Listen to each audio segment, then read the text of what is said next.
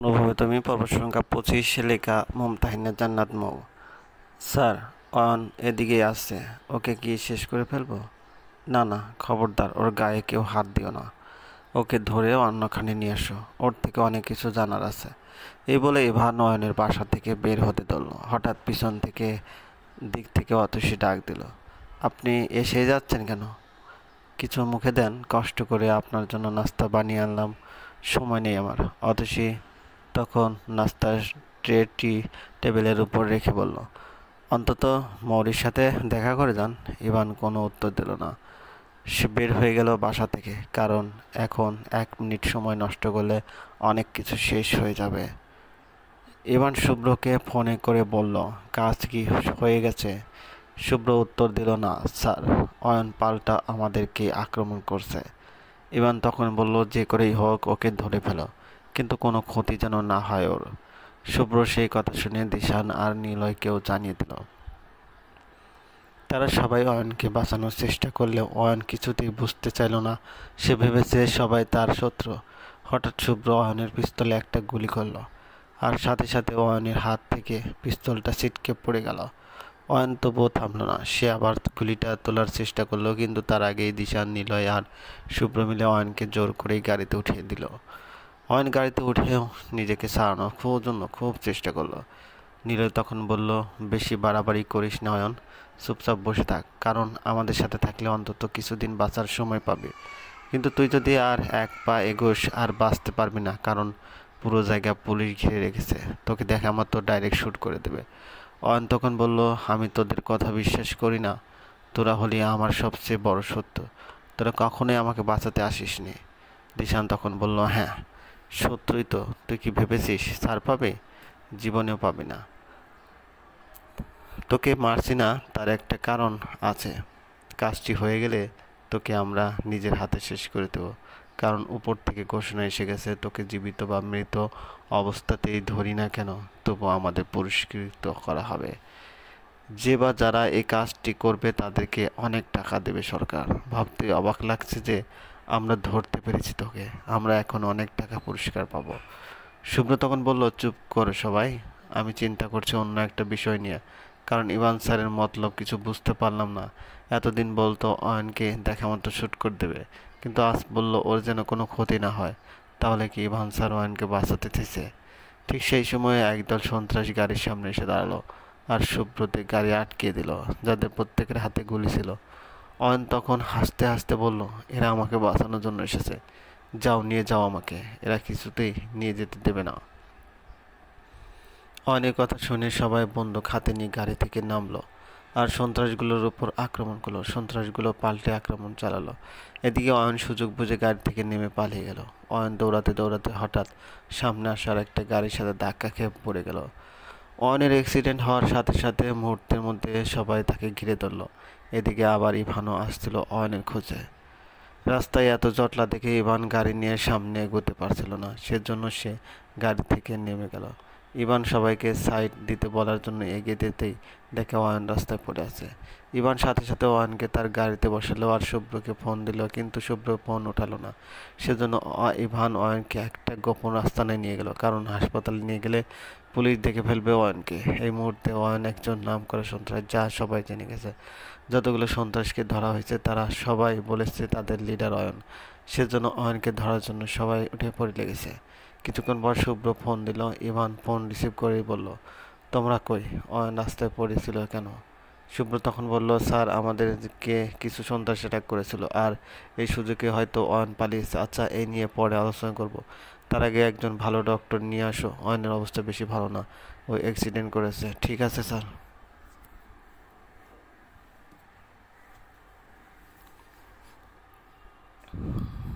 Ivan ভীষণ টেনশনে পড়ে গেল। এখন কি হবে? অয়নের কিছু হলে আসল অপরাধীকে তারা কিছুতেই খুঁজে পাবে না। যে আড়ালে বসে এইসব নিরীহ ছেলেদের ব্ল্যাকমেল করে তাদের দ্বারা এসব অন্যায় কাজ করে নিচ্ছে। হঠাৎ অয়ন চোখ মেলে তাকালো আর কি যেন বলতে লাগলো। ইভান তা শুনে বলল, অয়ন, কিছু কি বলতে চাস? কি বলছিস? অয়ন অস্পষ্টভাবে বলল, অথসি আর আমার মা দাদির একটু খেয়াল রাখিস ইভান। মৌরিকে বলিস এই অদমরে যেন মাফ করে দেয়। এই বলে অয়ন ইভানের হাত ধরল। ইভান তখন বলল, কাউকে নিয়ে ভাবতে হবে না তোর, তুই আগে সুস্থ হয়ে ওঠ। অয়ন আর কিছু বলতে পারল না, সে একদম নেতিয়ে পড়ল। ইভান তখন বলল, অয়ন প্লিজ, এখন অন্তত সত্য কথাটা বল। এটা সত্যি যে আমি তোর অনেক বড় শত্রু ছিলাম, তোকে দেখতে পারতাম না, কিন্তু এখন এসব ভুলে তুই আমাকে বন্ধু ভাবতে পারিস। তোকে আমি সাহায্য করতে চাই। আমি জানি এর পিছনে অনেক বড় রহস্য আছে। এর আগে তোকে বহুবার জিজ্ঞেস করেছি তোদের আসল লিডারকে, কার জন্য তুই এই দলে নাম লিখেছিস। অয়ন কিছু বলতে পারছে না, তবু অস্পষ্টভাবে তার বুকে হাত দিয়ে বলল, আমি লিডার, আমি। ইভান তখন চিৎকার করে বলল, অয়ন তুই মারা যেতে ধরেছিস, তারপর বলছিস না, কেন এমন করছিস? অয়ন তখন বলল, আমি কথা বলতে পারছি না, আমার খুব কষ্ট হচ্ছে, তবে তোর কিছুটা হেল্প হতে পারে যদি তুই আমার ডায়েরিটা পড়িস। আমার রুমের আলমারির ভিতরে একটা গোপন ড্রয়ার আছে, সেখানে একটা ডায়েরি আছে। এই ডায়েরিতে আমি সব লিখে রেখেছি, ওটা যেন আর কারো হাতে না যায়। ইভান বুঝতে পারছে অয়নের অবস্থা বেশ শোচনীয়। এদিকে শুভ্র এখনও আসছে না, সেজন্য ইভান নিজেই চলে যেতে হলো। হঠাৎ শুভ্র আর দিশান এলো ডক্টর নিয়ে। ডক্টর আসা মাত্র ইভান তাড়াতাড়ি করে অয়নকে দেখতে বলল। ডক্টর জানালো, এখানে থেকে চিকিৎসা করানো যাবে না, হাসপাতালে নিতে হবে, রোগীর অবস্থা খুবই শোচনীয়। ইভান চাইছিল না এটা, কিন্তু অয়নের অবস্থা বেশি খারাপ হওয়ায় তাকে হাসপাতালে নিয়ে গেল ইভান। ইভান অয়নকে হাসপাতালে ভর্তি করে সুধা অতসীদের বাড়ি চলে গেল, কারণ এই পরিস্থিতিতে এদেরকে একা একা বাড়ি রাখা ঠিক হবে না, যে কোনো মুহূর্তে খারাপ কিছু হতে পারে। ইভান অতসীর বাসায় যেতেই তাকে তার আগেই পুলিশ ঘিরে রেখেছে তাদের বাড়ি, কারণ অয়নকে খুঁজছে সবাই। ইভান তখন শুভ্রকে ফোন দিয়ে বলল, শুভ্র, হাসপাতালের দিকে ভালো করে খেয়াল রাখো, কিছুতেই যেন পুলিশ টের না পায়, পুলিশকে আসতে দিও না এখানে। স্যার, যদি আসে পুলিশ? ইভান তখন বলল, যে কোনো একটা কথা বলে ম্যানেজ করে নিও। ইভান পড়ে গেল মহাবিপদে। সে চাইছিল অতসীদের তাদের বাসায় নিয়ে যাবে, কিন্তু এখন কিভাবে নিয়ে যাবে? সবাই যদি জানে ইভান অয়নকে বাঁচানোর চেষ্টা করছে, তখন তার চাকরি চলে যেত যাবে, তার সাথে তাকে শাস্তিও দেওয়া হবে। ইভান তবুও সাহস নিয়ে চলে গেল। ইভানকে দেখা মাত্র পুলিশ অফিসার কাছে আসলো আর বলল, স্যার, অয়নকে পাওয়া যায়নি, সে আগেই পালিয়েছে, কিন্তু অয়নের পরিবার বাড়ির মধ্যে আছে। ইভান তখন বলল, আপনি সবাইকে নির্দেশ দিন ওখানে গিয়ে খুঁজতে। অয়ন কি আজ আসবে এখানে? এখানে খুঁজে লাভ নাই। পুলিশ অফিসার তখন বলল, স্যার, অয়ন তার পরিবারের খোঁজ নিতে নিশ্চয়ই আসবে, শুনলাম নতুন বিয়ে করেছে, যদি আবার বোনকে নিতে আসে। ইভান তখন বলল, আচ্ছা ঠিক আছে, আমি চেক করে আসছি। এই বলে ইভান বাসার ভিতরে ঢুকলো। বাসার ভিতর ঢুকে ইভান অয়নের রুমে প্রবেশ করলো আর ঘরের দরজা লাগিয়ে দিল। এদিকে বাসার লোকজন দরজা ধাক্কাতে লাগলো আর চিৎকার করে বলল, ইভান, দরজা লাগিয়ে দিয়েছো কেন? দরজা খোলো। ইভান কারো কথায় কান না দিয়ে আলমারির ভিতর ড্রয়ারটা খুঁজতে লাগলো, কিন্তু পেল না। ইভান সমস্ত কাপড় ফেলে দিল আলমারি, তবু ড্রয়ারটা খুঁজে পেল না। অবশেষে সে খেয়াল করলো ছোট্ট একটা কুঠুরি, যা আলাদা করে আলমারির মধ্যে লাগানো হয়েছে। ইভান সেই কুঠুরির মধ্যে হাত দিল আর সেখানে একটা ড্রয়ার দেখল। ইভান ড্রয়ারটা খুলতেই ডায়েরিটা পেয়ে গেল। ডায়েরিটা পাওয়ার সাথে সাথে সে সেটা লুকিয়ে রাখলো। ইভান দরজা খুলতেই দেখে মৌরি দাঁড়িয়ে দাঁড়িয়ে কাছে। সে ইভানকে দেখে মতো হামাও করে কেঁদে উঠলো আর বলল, ভাইয়া, অয়ন কোথায়? তুমি কি করেছো অয়নের সাথে? প্লিজ ভাইয়া, অয়নের কোনো ক্ষতি করো না। ইভান তখন বলল, আমি কিছুই করিনি, ও ওর নিজের পাপের শাস্তি পাচ্ছে। অথচ তখন এগিয়ে এসে বলল, আপনি সেই জন্য বাসায় এসেছিলেন, চালাকি করে ভাইয়াকে ডেকে নিয়ে গেছেন, তাই না? ইভান তখন বলল, আমি অয়নকে বাঁচানোর জন্য এসেছিলাম, ওকে বলেছিলাম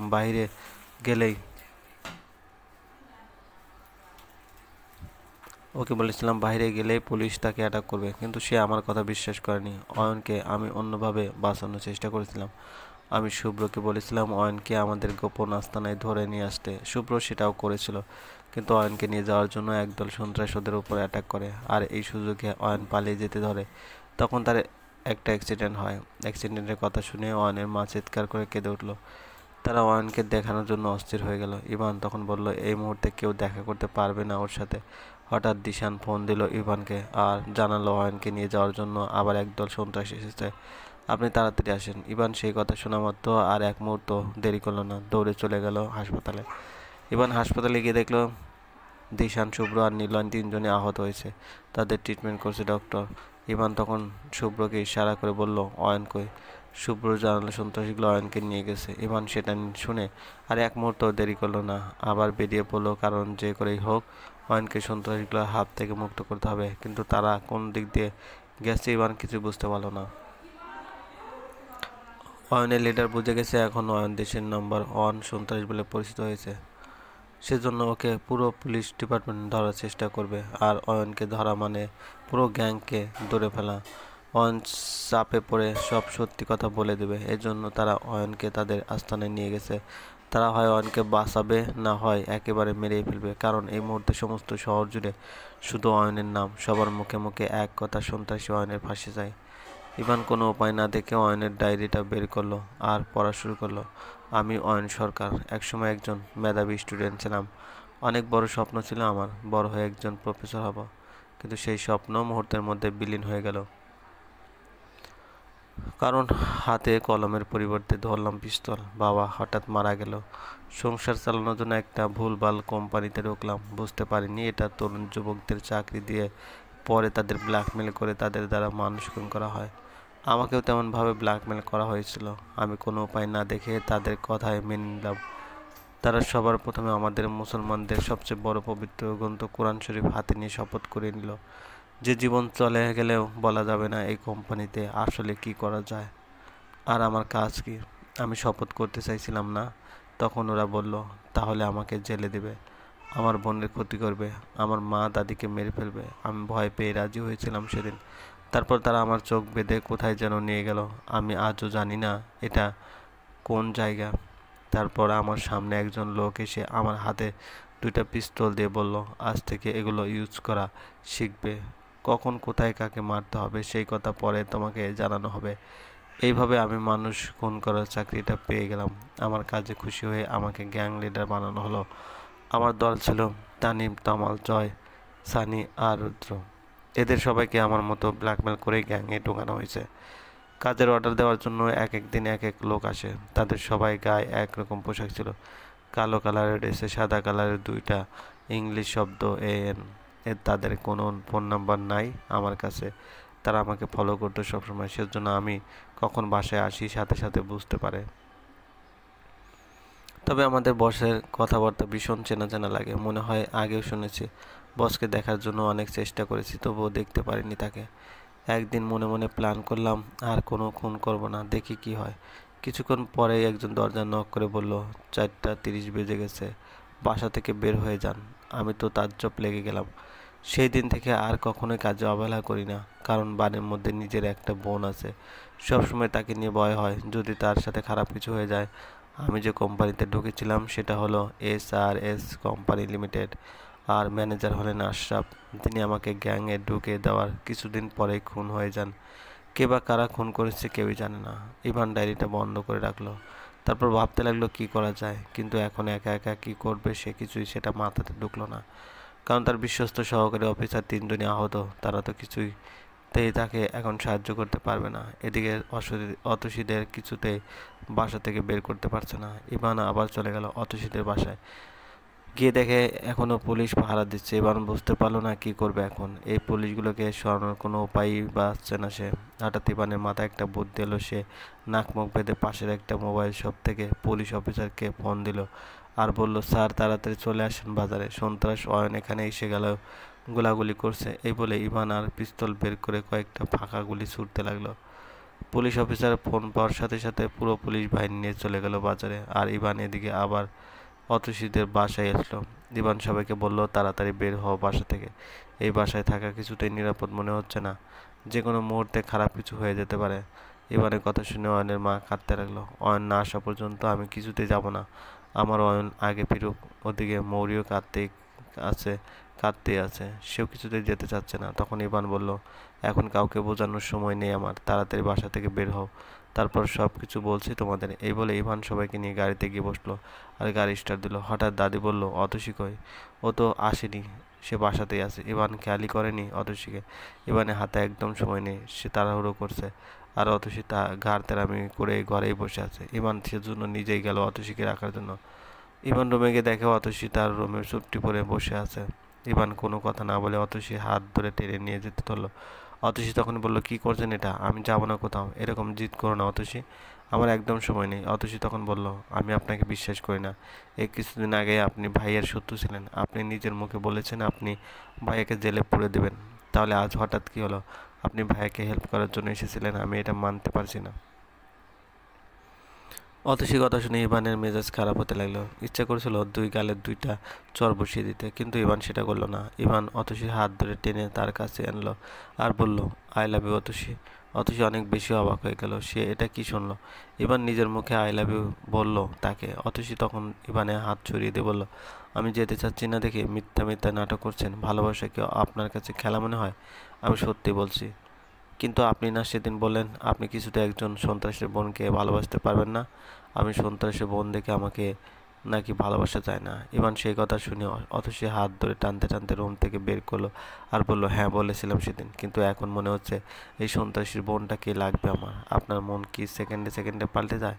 ইভান কোনো উত্তর না দিয়ে অতসীকে গাড়িতে নিয়ে গেল আর সবাইকে নিয়ে তাদের বাসায় চলে গেল। চলবে, গল্পটি ভালো লাগলে অবশ্যই লাইক করবেন, কমেন্ট করে জানিয়ে দেবেন।